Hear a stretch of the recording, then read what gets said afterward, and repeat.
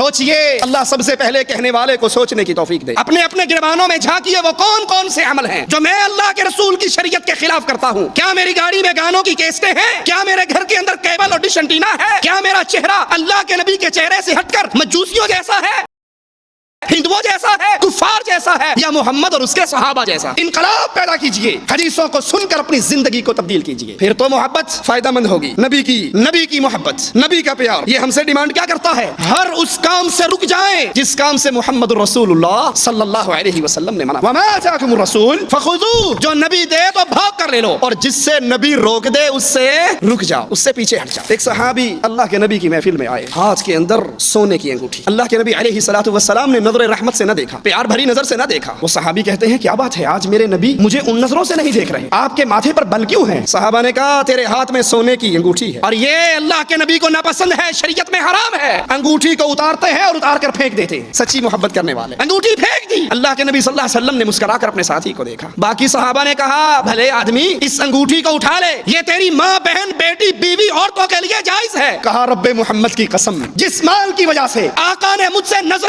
رحمت کو پھیرا، میں اس مال کو اپنے گھر میں کبھی لے جا ہی نہیں سکتا. محبت کرنے والے ایسے ہوا کرتے ہیں.